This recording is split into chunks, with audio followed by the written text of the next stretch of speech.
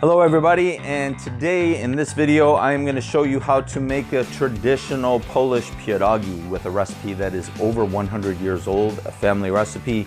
Stay tuned and we will get into it.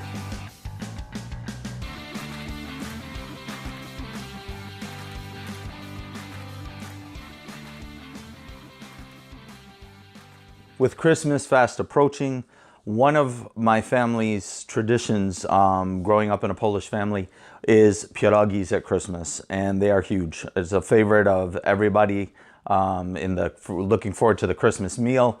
My grandmother, my great-grandmother used to make them. She got this recipe for these pierogies from her mother from Poland. She gave it to when she came over here and raised my grandmother. She passed it on to her, who passed it on to my mom. And my mom and my grandmother both used to make pierogies when we were growing up, and we would have them on Christmas Eve dinner and Christmas Day. The traditional fillings that we had were potato and cheese, sauerkraut, and cheese, the three. And once in a while, my mom would fill them with like a fruit or a pie filling, which would make an awesome breakfast or a dessert type pierogi, which was really good. So this recipe has been handed on since, before my great-grandmother coming from Poland. So it was given to her by her mom. It's over 100 years old. And I want to be able to pass this on because so other people in my family, you guys can learn how to do this at home if you want to take on the challenge, because they are a lot of work. And also because, man, I have three beautiful granddaughters right now who are young. I want these videos hopefully to last a lifetime, and hopefully that these videos are there for them to find and to be able to hopefully pass on these traditions. It's very rare that homemade pierogies are found anywhere nowadays, and if you do find them, they're pretty expensive. They're over $1 a piece easy. They were $1 a piece back when I was growing up. So if you bought them from somebody that already had pre-made them. So they are expensive, and actually this could be a really good seasonal side gig for some of you. If you want to take the time to make them and sell them, you can make some good money doing this for a very small investment. You can make a good chunk of change. I haven't done this yet because I really don't know what the market is around here in Florida. The biggest key to making a good pierogi is the dough. The texture of the dough, the thickness of the dough, because it's not, you don't want it to be like a ravioli where it's real thick. It has to be thin, thin enough to stay together, but yet thick enough to have a nice crunchy golden brown crust when you fry them up. So I'm not saying this is the healthiest thing to eat, but this is the holidays. It's once a year. I only make them once a year, and it's a lot of work, but for once a year, man, it is worth it. So let's go ahead and get into how to make a traditional Polish pierogi. Okay, first thing we're going to start off with are all the things we're going to need, okay? First, you're going to need a very big pot, a decent sized pot, deep enough because you're going to boil the pierogis. Keep it on the boil for the entire time. Because you're going to be constantly putting them in, taking them out. So you're going to need a decent sized pot for that. Then you're going to need either another pot or a baking pan like this. These work really well. This is going to have cold water in it, and I'll explain what the reason for that is. So you're going to need one of those. You can get a mixer, a hand mixer like this. If you have one of the big mixing bowls, which this is with a mixing bowl, but the mixing bowl is small. If you have a bigger one, like a KitchenAid, something more powerful, and can do the dough, you can use your mixing bowl. It'd be perfect, save you some time. But this beater here, you need a mixer, or if you want to totally go old school, you can use your hands. That's fine. You're going to need a big bowl to mix the dough in. And to keep it in there, because you're going to be combining all your ingredients. You're going to make the dough in here, and you're going to keep it in here while you're making your pierogis. Here you're going to need another decent sized bowl to make your filling. Like today, I said we're just doing the cheese. So the cheese filling that's not that time consuming. But if you're doing the potato and cheese or the sauerkraut, you're going to have to pretty much make a kind of like a batch of mashed potatoes. So you're going to need a bigger pot for that, and the same thing for the sauerkraut. And you're also going to need a strainer for those as well. So to make that today, this is basically all the tools you're gonna need. The 2 bowls, one for your flour, one for your filling, and then you're gonna need your pot to boil in, and you're gonna need a pot or a pan to cool them in, and you're also gonna need a strainer. The strainer is gonna be used once you pull them out of the cooling pan. Those are gonna need to kind of drain and get as much water off of them as possible. So I'm gonna have to get my strainer out. But those are the tools you're gonna need before we get started. So go ahead and grab those. If you have them, pull them out. So we're gonna make the filling first, then we'll go to the dough, and then all the fun begins. Okay, let's start with the cheese filling. Okay, the cheese filling calls for 1 pound of farmer's cheese. Farmer's cheese is kind of hard to find down here in Florida. I even found it hard to find up north eventually. You might be able to find it if you go to a higher end supermarket, like down here in Florida, it'd be like maybe Publix. Up north in New York and Buffalo area, you're talking Wegmans, maybe Tops. But farmer's cheese is kind of getting harder and harder to find, and the price keeps going up. So down here, I needed to find an option that worked well. And what I came up with and what I use now is queso fresco. It is a Spanish type cheese. It's also called mambi cheese. It's a very soft white cheese. It crumbles really easy, mixes really well, and it's really perfect for the recipe because it's moist. It's not really dry, so it keeps everything moist. So we're gonna use 1 pound of the queso fresco, the white cheese, and 1 pound of cottage cheese, large curd cottage cheese, because you don't want the small curd. I don't want it to be mostly liquid. I want the most cheese I can. So you want large curd cottage cheese. So 1 pound of this and 1 pound of the queso fresco. The queso fresco, for some reason, this one I got, it's in 10 ounce packages. So I had to get this and cut 1 in half. So we're gonna have 1 and a half of these added to the bowl. Okay, what we're gonna do is we're going to take this white cheese and we're going to crumble it and just break it into pieces. All right, of course, you're gonna be washing your hands, but you're gonna break the white cheese, it breaks very easily. And you're gonna break it into just chunks, smaller chunks, so that you can either use a potato masher. I'm gonna use the blender, the electric blender, to kind of mix this all together so it comes out well blended. You could also use a potato masher. So we're breaking them into like chunks, you know, about this size. So if you can see, you're just breaking it up. Next, we're gonna pull this off and just add the cottage cheese. Okay, making sure you get all the cottage cheese out. Next ingredient is 2 eggs. So we're gonna crack these in. 1. There's 2. All right, and we're ready to start mixing. All right, you got your farmer's cheese, cottage cheese, and the 2 eggs. Okay, now that we have all the ingredients for the cheese in the bowl, we're just gonna take the blender and we're gonna put it on low and we're gonna blend it all together. Breaking up all those pieces. I'm not trying to make it into like a paste, but I want it well mixed. You just want to keep running it through until all those pieces of the soft mambi cheese are broken up. You want it to be, the pieces to be broken up so that you don't have any big chunks in there, but you also don't want it to be like really smooth and like creamy or anything. Okay, so if you can see, it's blended. All the big chunks are broken up. Cheese filling. It looks like cottage cheese. So that's the texture you're aiming for. You don't want it to be really smooth and creamy or anything like that. So next we're gonna salt and pepper to taste. I don't like too much pepper, and I also don't like things really salty, especially when you're trying to eat healthy. So granted, this is not the healthiest food in the world, but you don't want to make it any worse than it has to be, right? So I'm just gonna put some salt in there and give it a quick mix to get it mixed around. And of course, you're all supposed to taste your food, so just kind of give it a quick taste.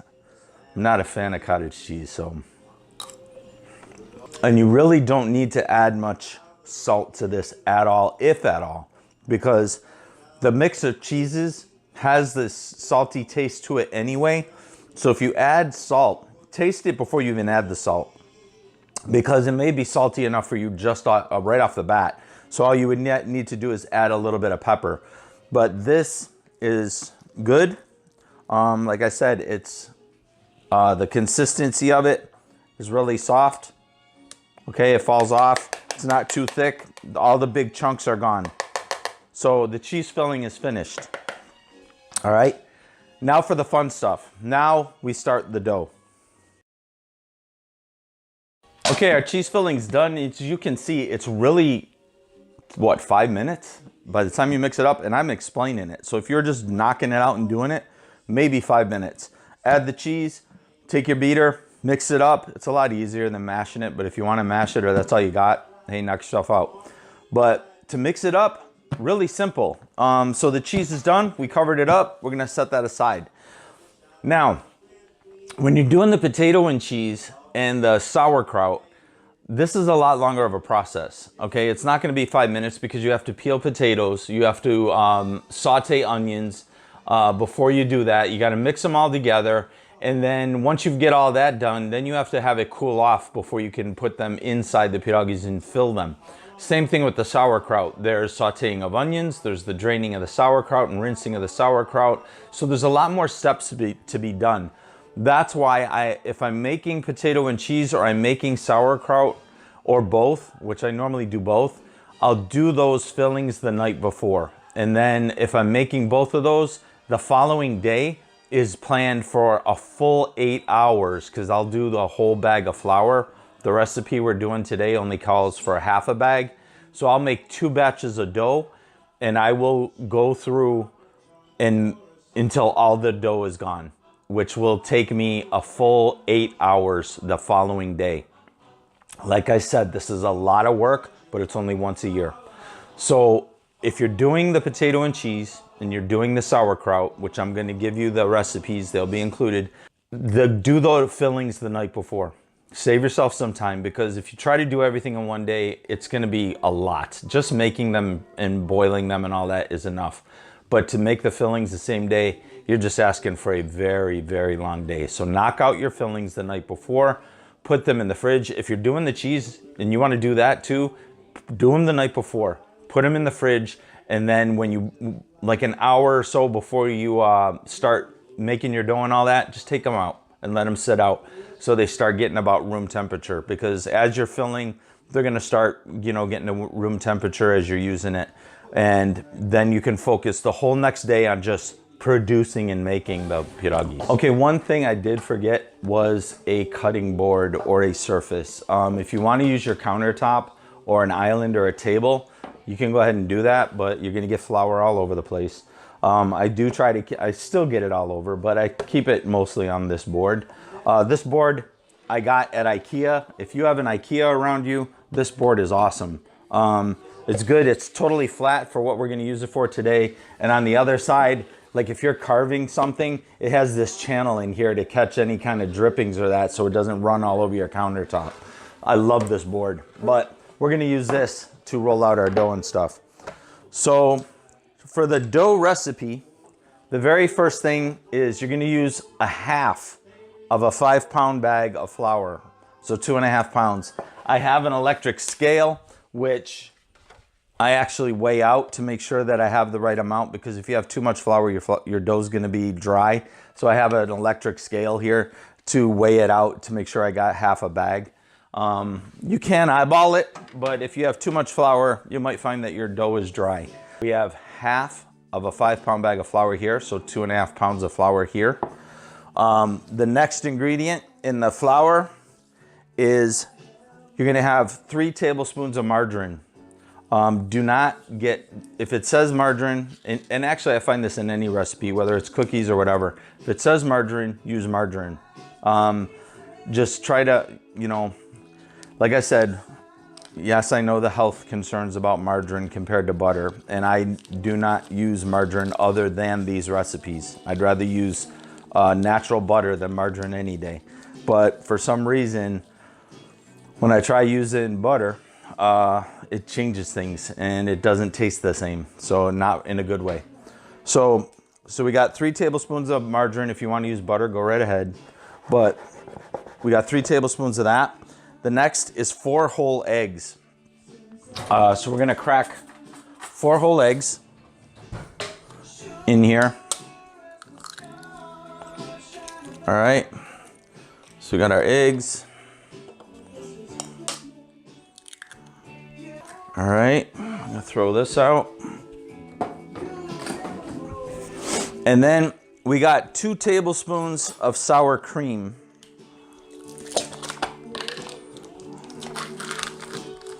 And I also noticed after I bought it, I got light sour cream.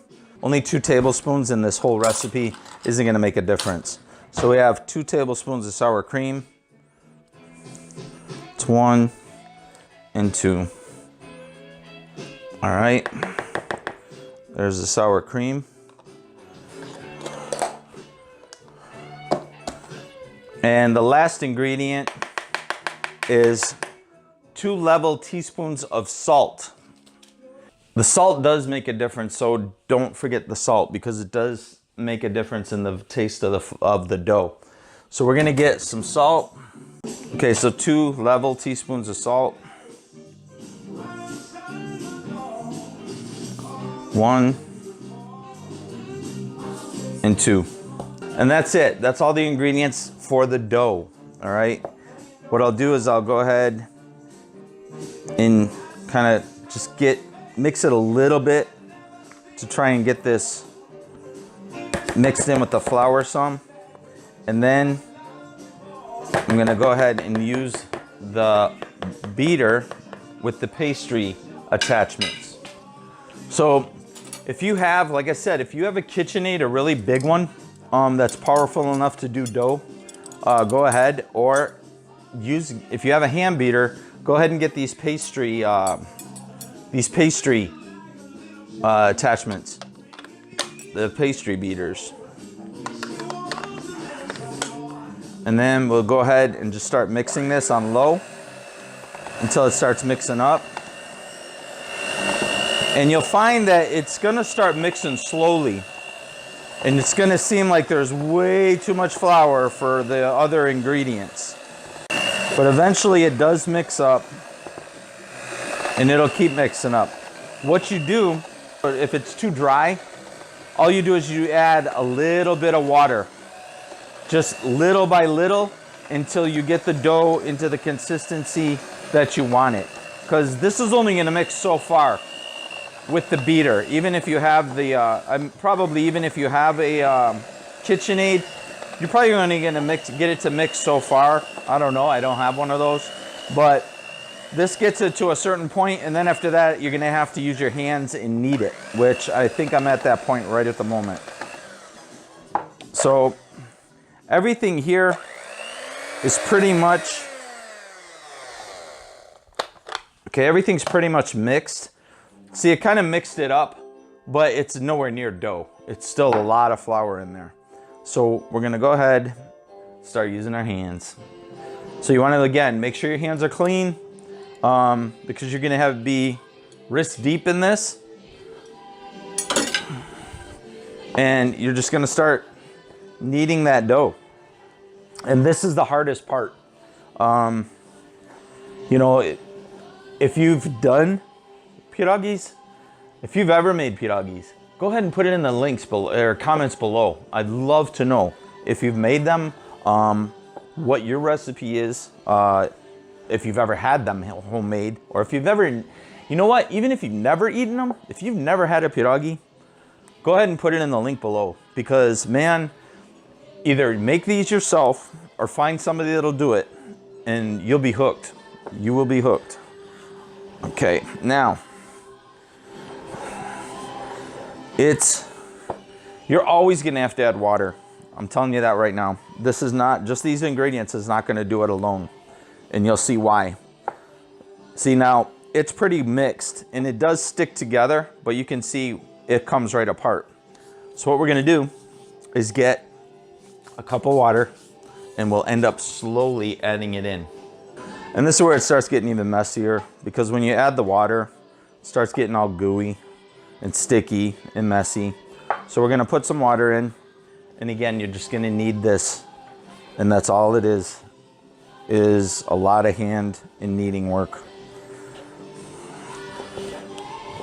Like I said, this is a time-consuming recipe. That's why it's only done, I only do this once a year. And actually, I almost wasn't gonna do it this year because we don't have, a lot of people aren't gonna be here for Christmas. My sons are in the military and they are in school, and you know, our granddaughters live far away. So we don't have really, babies are being born. There's so much going on right now this year, this holiday season. There's not going to be that many family members coming home to Florida, to my mom and dad's. So I almost wasn't going to make them this year, but I decided I was going to do them anyway, at least a small batch, doing the cheese, and videotape it so that I can put it out there, share it with all of you, and share it with family members who, you know, if they want to give it a try and tackle this to make their own during the holiday season. Okay, so it's starting to get more like dough, but still, you're gonna keep needing water. So this is gonna be, like I said, this is a messy kind of recipe, this part of it. Once you get past this part of making the dough, it gets a lot easier. Then it's just a process. It turns into like a machine where you're just rolling it out, cutting it, filling it, boiling it, and you'll see that in a minute. But right now, we're just kneading the dough. So what I'll do is I'll cut off for now, and once I get this dough to the right consistency, I'll come back on, and then we'll take it from there, instead of watching me just do this for another 15, 20 minutes.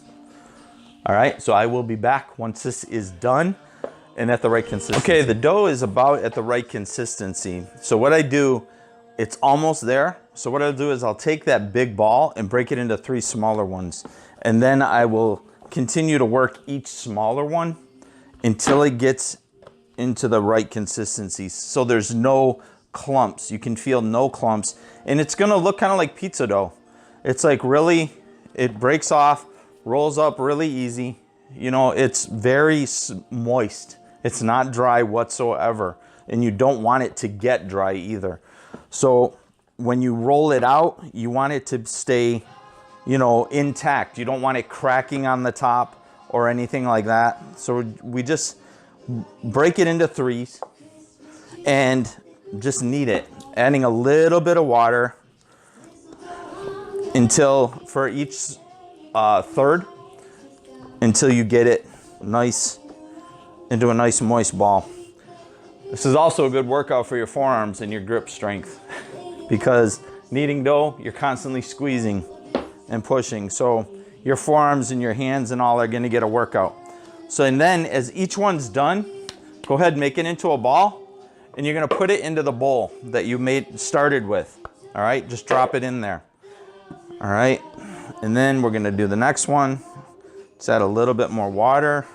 Knead this just until it's moist. Like I said, you don't want clumps of flour, any powdery spots in there. So you're just gonna kind of get all the air bubbles out and just kind of knead it. If you ever made your own pizza at home, you know what pizza dough kind of looks like. Even if you buy the one that's already made, the Pillsbury one, you take it out of there, it's nice and moist. It's not dry. Those are a little bit too moist, those Pillsbury ones. You don't want it like that. But you don't want it dry. You don't want clumps of anything in there, flour. You don't want any, you know, white flour showing, so it's not, you can tell it wasn't totally mixed in. All right. So once you get all 3 balls kneaded, and the other thing is they shouldn't be so moist so that when you grab it and you pull your hand away, you shouldn't have a bunch of dough stuck to your hand. If you pull your hand off and you got a bunch of dough still stuck to your hand, add some flour in there to try to soak that up, because that's too much water. All right, so if you, like, you're working this, it's either not kneaded enough, but if you've been working on it and you're still coming away and it's coming off on your hands, add a little bit of flour to soak some of that excess water up and just keep on kneading. All right, so you want it just like this. Easily moldable, it's moist, I can feel the moisture in it, and it doesn't stick. All right, it didn't stick to the board, didn't stick to the my hands. So we are done with the dough. Put it in the bowl. Okay, now you've got your dough mixed. The next thing is, for your dough, you're gonna take a clean hand towel. Make sure it's clean. Wash it. Rinse it under cold water, wring it out, all right? And we're gonna put it over the top of the bowl to keep the dough moist while we're rolling and all that. All right, so we got our towel. It's all wet, and we're just gonna lay it over the top of the bowl just to keep it moist. Just like so. That's all you're doing, all right? Keep a glass with water on hand, because as you're rolling it out, depending on how much dough you make and depending on how much dough you make and how many batches, it may start drying out, depending on how long it takes you. And if it does, all you do is just add a couple drops of water before you roll your dough out. Knead it in there, work it in, and you're good to go. So just kind of keep this on hand. You'll also notice that as I cook, I clean up. All right, you want to keep the workplace clear, because this is, like I said, it is a very involved process. Once we start working and making them, you're gonna see you need to keep your area clean. So all the other stuff, all the eggshells, all the ingredients, put them away. Keep your area clean as you're doing it. And it also helps you save on cleanup afterwards, because once you're done doing these, you are not going to want to have to wash dishes and all that. If you have a dishwasher, I suggest you put it to use. Okay, next, we have our water boiling. All right, so we're waiting for that to boil. The water's boiling. In this pan here, we're gonna fill this with cold water. And because the way the pierogies go is, once we make them, you're gonna drop them into the hot water. They're gonna boil. You're gonna take, once they're finished, you're gonna take them out of the hot water and put them into this cold bath to cool off. And the reason for that is it makes it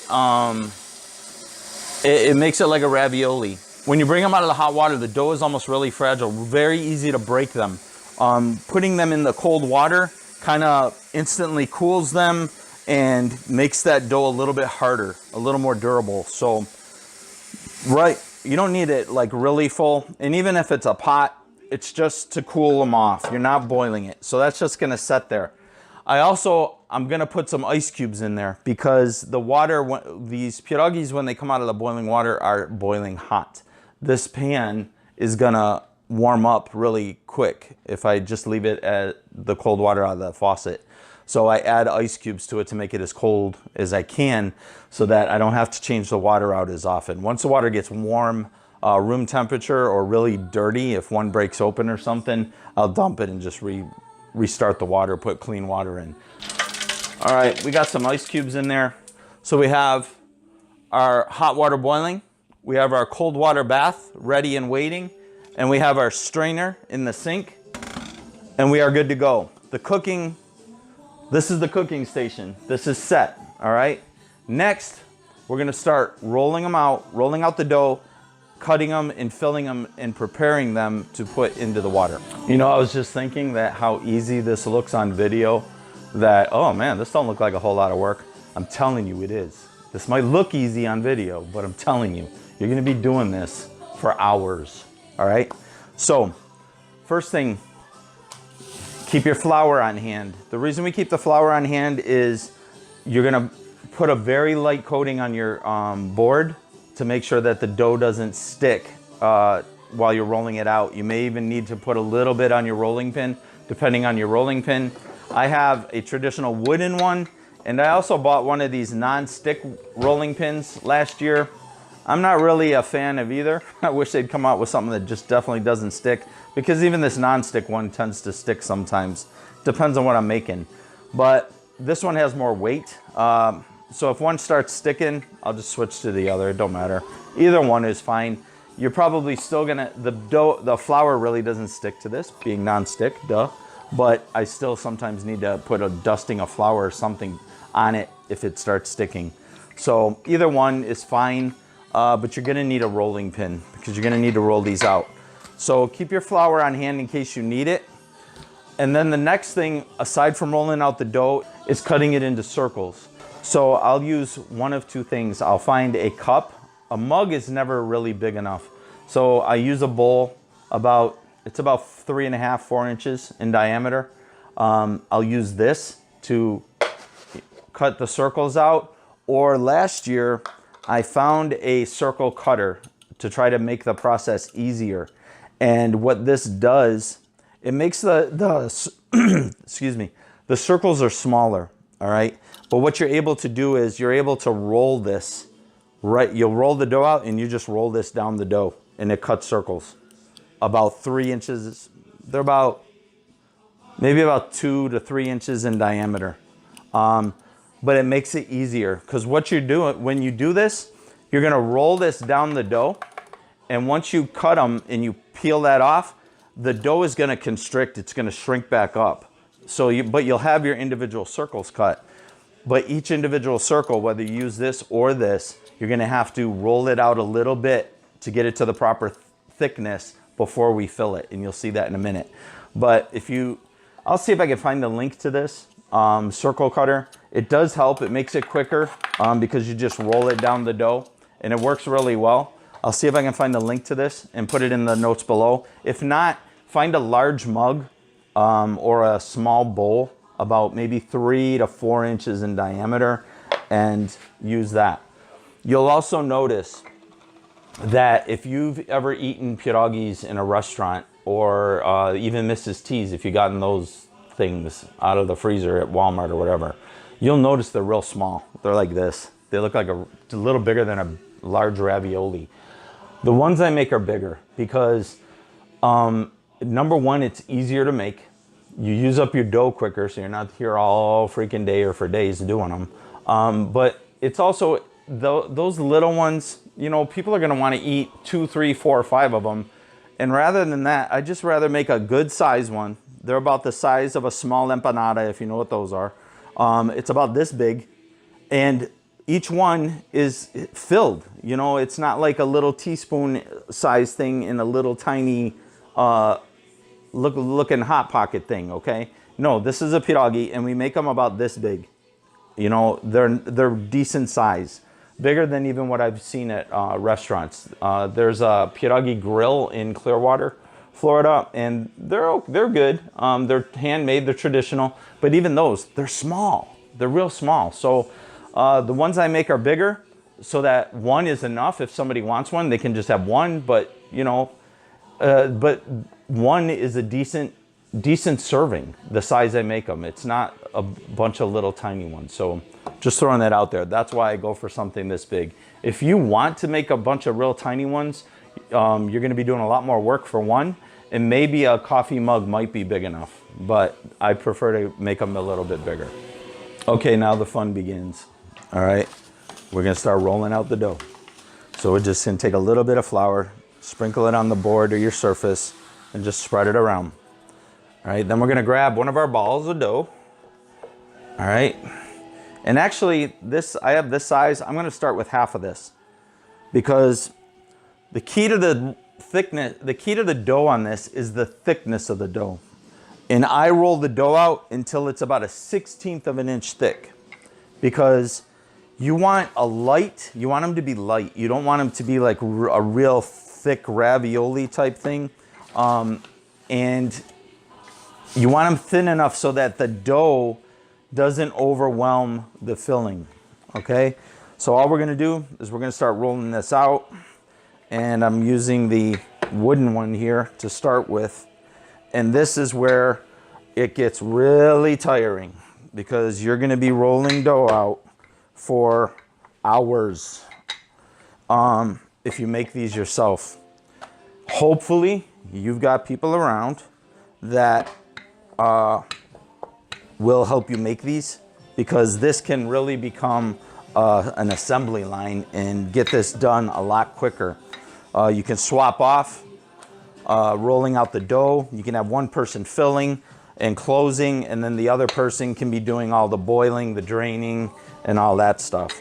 So if you have like a team of 4 people to knock these things out, you can get these done in a lot more time. But it is doable.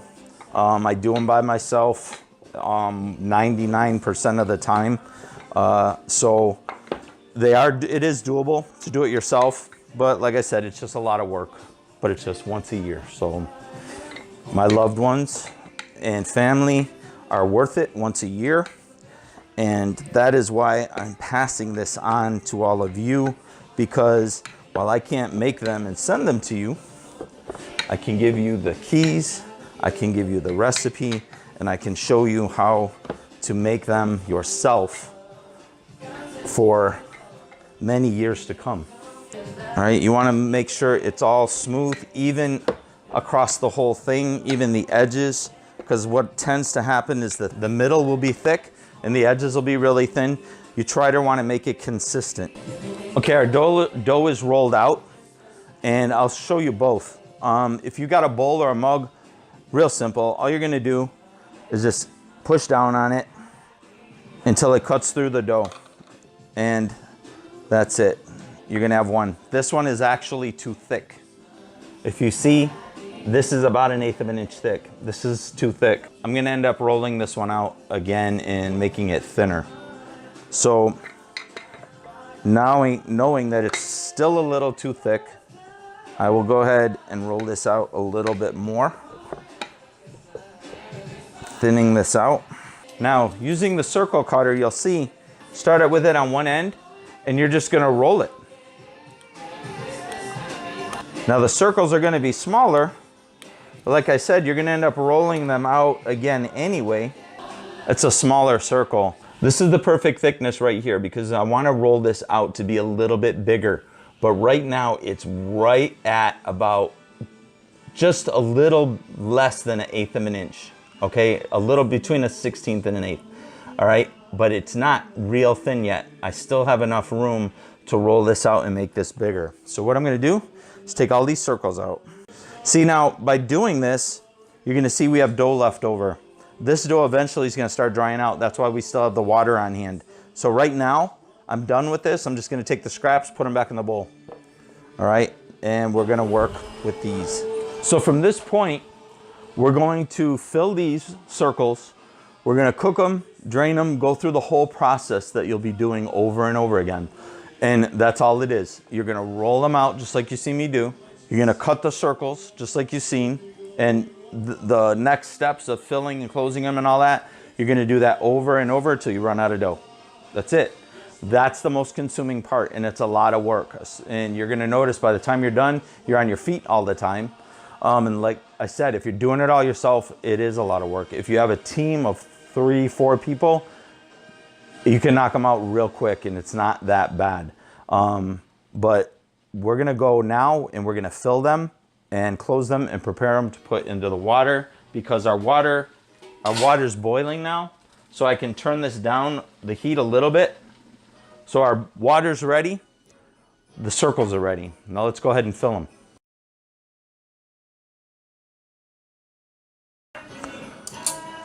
All right, when I fill my pierogies, I use a teaspoon and gauge the teaspoon how much filling there is for each one, because not every circle is gonna be identical size. They're all gonna be a little different because we roll these out.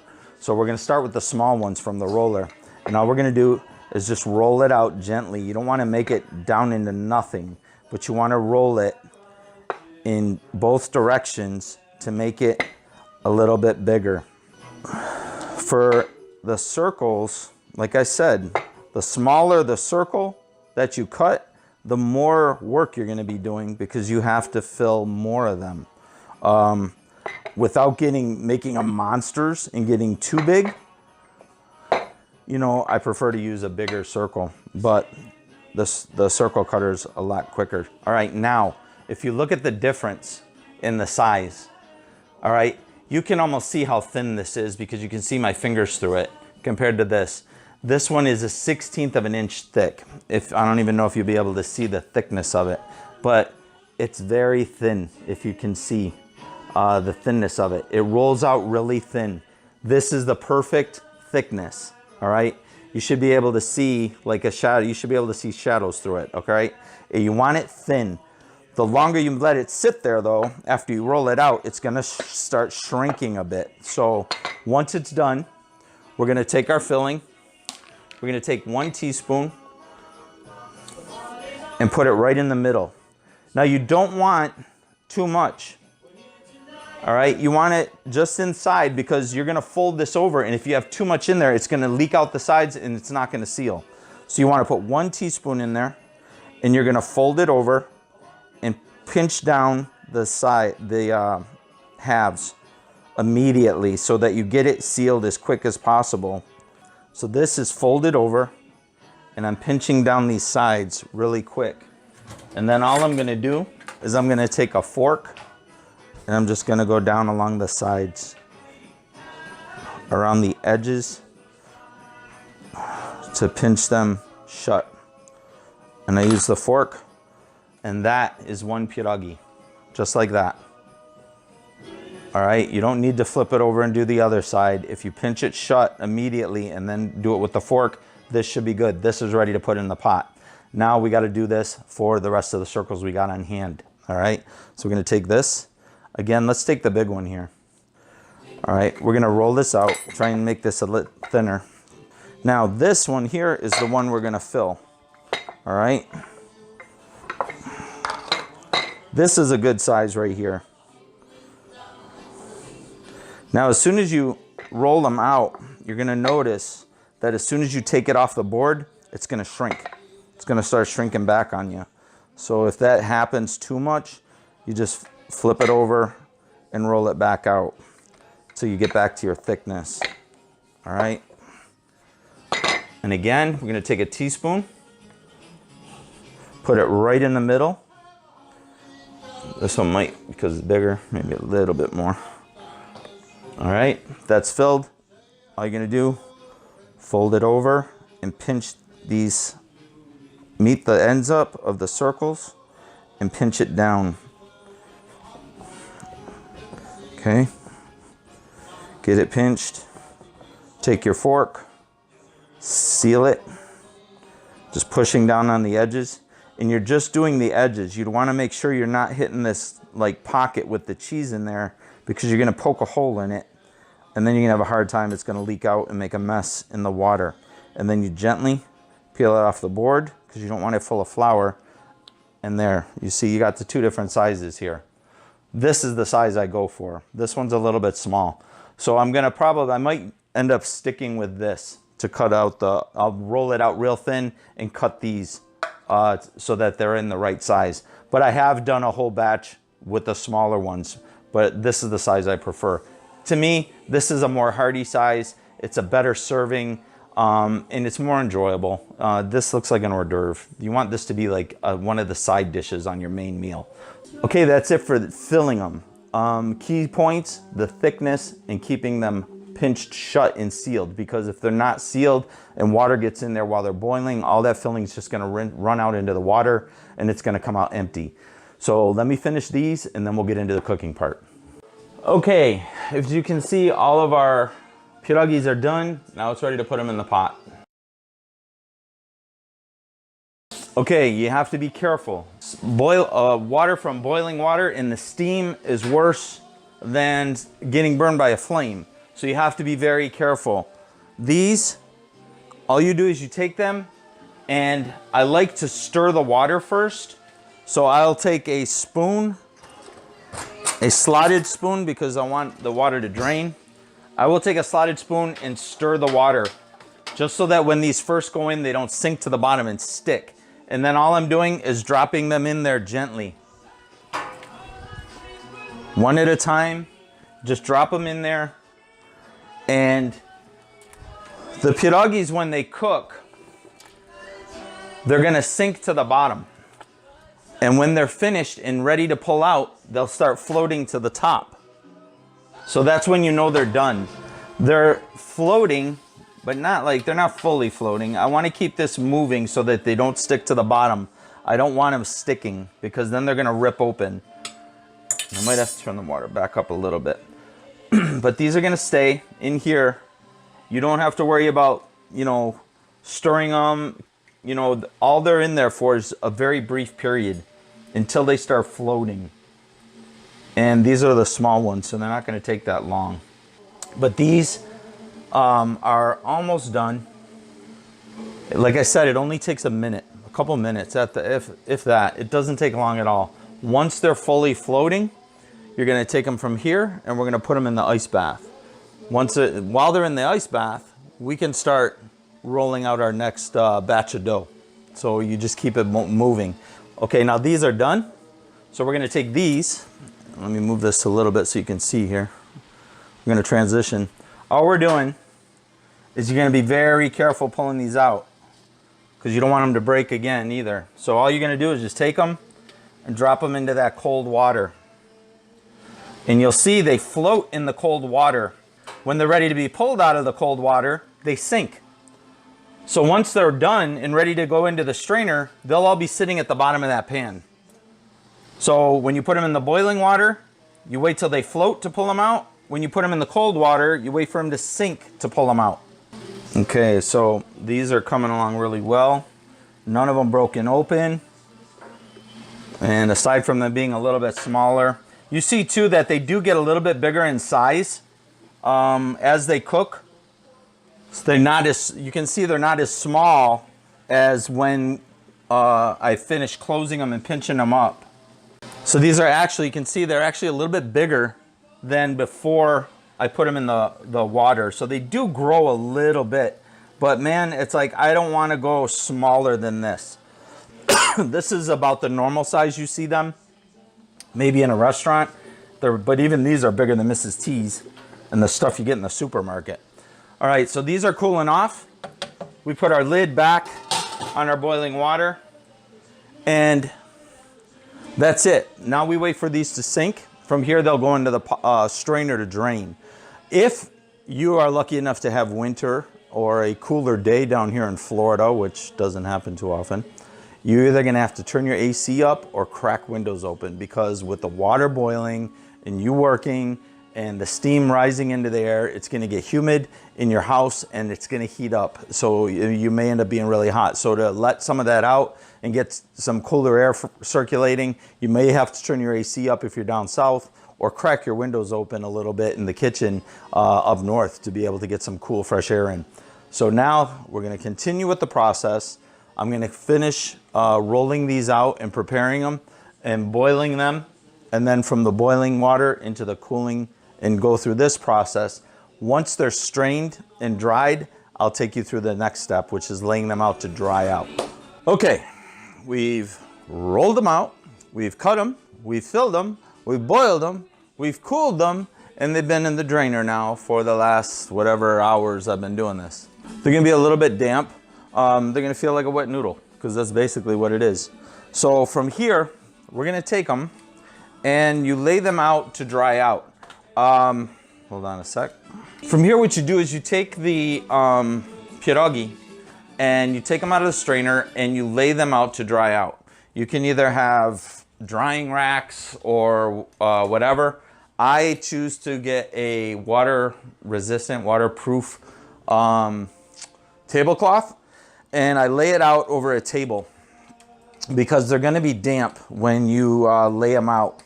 So when you lay them out, I get a waterproof tablecloth and I lay it out over a tabletop, and I just lay them on the, make sure the tablecloth is clean, and I lay them out to dry out so that they finish draining and they're not wet and slimy. You know, they'll be a little bit sticky to the touch. It'll be like a freshly boiled noodle. The reason for this is from here, if you're gonna eat them, you don't want to put them in the fridge in that, because depending on how cold your fridge is, that water will ice over. And same thing if you freeze them, they keep really well. So we freeze them and they'll keep for months. But if they're wet, too wet, then it's just gonna form ice over them. They're gonna end up getting like that frostbitten taste, and you don't wanna do that. So you wanna make sure that they're drained really well, and then you lay them out over a table, on a tablecloth or whatever, till they dry. And they will be like this. These are one of the bigger ones. but they're sticky, just like a wet noodle. Now, this completes the cooking process. From here, you would package them up. You either, the way I do it is I will take them, once they're finished draining, I put them in freezer bags with wax paper in between each layer so that when I want to break them out, they come out really easily frozen. And then you just thaw them out and cook them up. So we'll package them up in a little bit and then we'll cook some and eat them. Now, normally I make potato and cheese and sauerkraut because those are my favorite. I make those every year. This is the first year I've made cheese. Now, in the recipe, when you make the potato and cheese and the sauerkraut, every year I make them, I have way more filling left over than I have dough. Now, if you want to keep making them, you can just keep making the dough until you run out of filling, or you can cut that recipe maybe by a third, and you have plenty to make a couple of, to fill 2 batches of dough using the whole bag of flour for both of them. With the cheese, I've used up the cheese, and although I did make some bigger ones to kind of quicken up the pace here, I have more dough left over than I have cheese filling. So rather than make more cheese filling, that's actually a good thing, because what I'm going to do is I'm going to get some frozen fruit, and I'm going to use that as a fruit filling for the rest of the dough and use up the dough, so that I'll have some cheese ones, and then I'll have some fruit ones as well for kids, because a lot of times kids are fussy, they don't like those, but they'll eat the fruit ones, and the fruit ones are also good either as a snack or, like I said, for breakfast or like a dessert type thing. So I'm gonna go ahead and do that. Use the frozen fruit for the rest of the dough, and the process is exactly the same. Rolling it out, filling it. The reason I use the frozen fruit is because the canned fruit, you can use pie filling, that works really well too, but the pie filling has a lot of syrup in there, so you'd almost have to drain out the syrup, or at least try to get it off, most of it out of the spoon before you put it inside. Because what will happen is when you fold it over, that syrup wants to run, and if you're not quick enough, you get that syrup in between the layers when you go to seal it, and it won't seal, and then it leaks out. You'll lose a lot of pierogies that way when they're boiling, because all that will just run right out. So I went and I tried last year, I used frozen fruit, and that, to me, that works way better, because the fruit has its natural juices anyway, and that all comes out in the pierogi. So I really prefer using the frozen fruit. So that's an idea for you guys. Now, to eat them, people eat them in various ways. My parents like boiling them. I don't like that. To me, that's kind of like eating a boiled hot dog. I don't like boiled hot dogs, but I prefer frying them in a little bit of butter, not soaking them, but just frying them in a little butter till they're golden brown and have a crisp outside. But you can boil them, microwave them, because they're already boiled. You can just pop them in the microwave and heat them up if you like them that way. People eat them with spaghetti sauce, like an Italian dish. I mean, I've seen them eaten so many ways. And the same thing with the filling. While the potato and cheese, the sauerkraut and the cheese are the traditional Polish fillings, you can let your imagination run wild. I've seen people wanting to put seafood inside, beef and cheese. You can make whatever filling you want and fill them. The key, no matter what the filling is the dough. If you stick to this recipe, go ahead and experiment. You know, this is the traditional Polish pierogi with the traditional fillings. Like I said, this recipe is over 100 years old, but feel free to experiment, put whatever fillings you want to try in there. Fruit fillings is always the best for the kids. So let's go ahead and cook a couple up and give it a taste test. Okay, we're gonna cook some of these up, and all we melted a little butter in here. We're gonna cook up, we're gonna use these little sample size ones, these little mini ones that came out. So all we do, so put them in here and we let them cook. And we're gonna cook them until they get a nice golden brown on both sides. To me, that is the best way to eat them. Fried in a little bit of butter. And I know it's not healthy. This is once a year, people, calm down. I'm still trying to eat healthy. I still have a goal of hitting 195 by August. This is a one-time a year thing. And it's just fried in a little bit of butter till it turns golden brown, and then you eat them. You can eat them boiled if you want, ugh. But, you know, either way, this to me is the best way to eat them. And everybody that I know that's had them, except for a couple, prefer to eat them fried. So give it a try. I'll show you what they look like when they're done, and we'll go ahead and taste them and see how this cheese filling tastes. This is my first time making them. All right, these are done. And you want them so that they're golden brown on top, and if you drag the fork over them, they feel hard, like crisp, rough, not like dough, soft. You don't want them to be soft. So there you got it. Pierogies, traditional, handmade, homemade pierogies, 100-year recipe right here. They're really too hot to taste right now. I'm gonna let them cool for a couple minutes because these things are scorching hot when you finish cooking them. So be careful eating them. All right, let's go ahead and test these. See how these cheese ones are.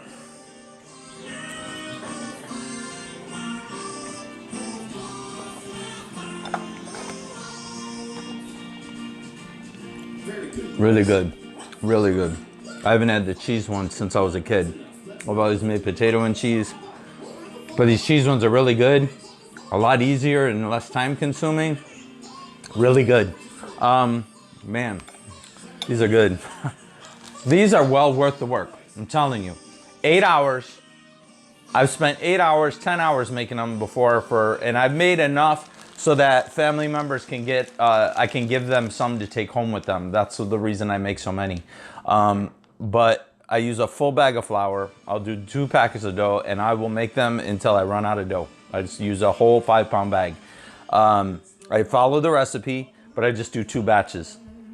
And then I make them till I run out of dough and split them up evenly so that there's a couple hundred, like 100 of each or whatever.